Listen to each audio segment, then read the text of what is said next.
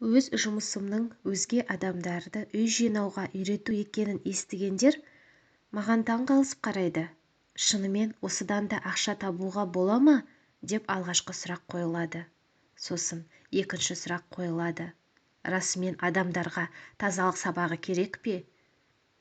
Иә, кез келген салада ас дайындау мен бақша өсіруден бастап, йога мен медитациялардан аяқтасақ, курстар жүргізіледі, үйретіледі.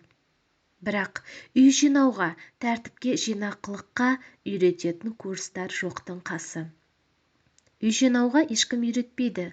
Ол күнделікті атқарыла беретін, әже-аналарымыздан көргендерін қайталау деп есептеліп келеді. Біздің ата-анамыз өз бөлмемізді, барлық бөлмелерді де жинауымызды талап етті. Бірақ қалай жинау керектігін ешкім оларға үйретпеді. Барлығымыз бұл іске келгенде өздігімізден үйренушілерміз. Конмари менің лақап атым. Тегім мен есімімнің алғашқы буындары қосылған. Бір клиенттің үйінде болғанымда, комод жәшігін ашып едім, ішінен мені ашшы деп жалынып тұрғандай сүп-сүйкімді шағын қорапшаны көрдім.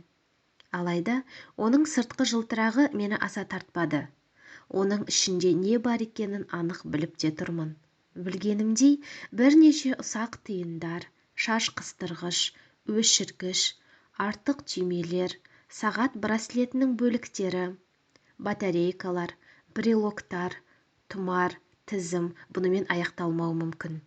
Клиентімнен қазір бұлардың неге бір жерде жатқанын сұрасам, оның маған жай әшейін деп жауап беретінін білемін. Үйдегі көптеген заттарға адамдар осылай немқұрайлы қарайды. Жайдан-жай бәрін бір жерге жинайды, сақтайды, еш мән бермейді де.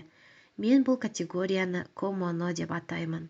Комоно жапон тілінен аударғанда ұсақ түйектер, аксессуарлар, әртүрлі заттар деген мағыналарды білдіреді. Бәрін бір жерге сыйдыратын категорияларды қайда сақтайтынын білмейтіні таң қаларлық нәрсе емес. Енді жай әшейін сақтауды доғару керек. Бұл заттар сіздің өмір сүруіңізге жағдай жасайтын маңызды рөл атқарады. Сондықтан олардың әр қайсысын жеке-жеке туысқандарының тырнақшаның ішінде қасына сақтап, дұрыс сұрыптауға лайықты.